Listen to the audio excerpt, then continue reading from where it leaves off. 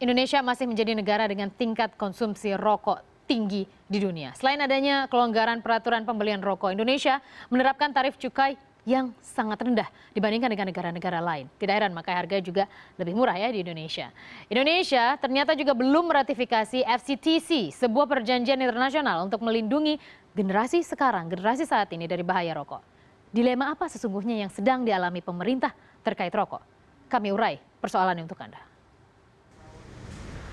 Rokok masih dianggap berbahaya bagi penduduk usia produktif. Beberapa akademisi menganggap hal ini karena inkonsistensi pemerintah mengatasi bahaya merokok di usia produktif, khususnya di kalangan berpendapatan menengah ke bawah.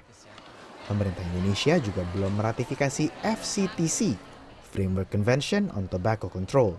Ini adalah perjanjian internasional untuk melindungi generasi sekarang dari efek buruk tembakau.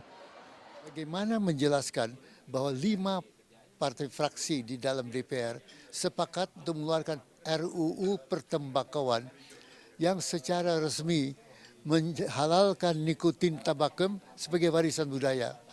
Itu common sense berkata ini tidak rasional. Common sense berkata the power of money main di sini. Itu berarti iklim politik di sini itu tidaklah rasional, masih digenggam oleh kepentingan jangka pendek. Padahal bila diratifikasi, FCTC memiliki dampak cukup signifikan terhadap pendapatan negara. Karena negara harus menaikkan cukai tembakau sebagai salah satu mekanisme untuk menekan tingkat konsumsi tembakau.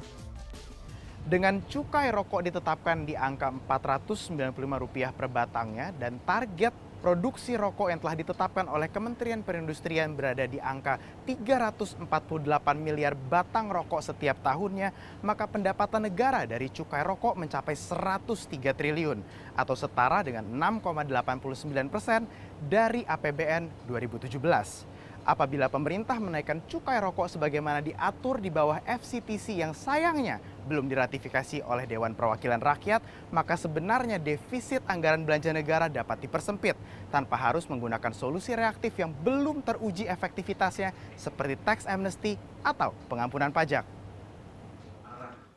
Kepala Bidang Kebijakan Fiskal Kementerian Keuangan Suhasil Nazara mengaku cukai tembakau dapat menekan konsumsi tembakau di Indonesia.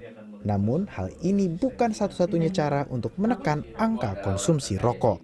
Dan itu juga melakukan review terhadap pelaksanaan undang-undang cukai yang berlaku sekarang. Jadi ini moga-moga kami bisa disupport, teman-teman saya di BKF bisa disupport juga dengan studi-studi yang terus dilakukan, terutama studi-studi yang terkait dengan economic impact dan industrial impact dari pengendalian tembakau.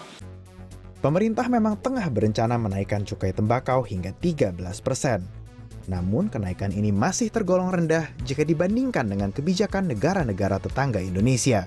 Malaysia telah menaikkan cukai tembakau sebesar 40% di tahun 2015, sementara cukai tembakau di Singapura mencapai 79% dari harga jual eceran. Cukai tembakau di Thailand mencapai 90% dan Australia berencana menaikkan cukai tembakau hingga 343% di tahun 2020.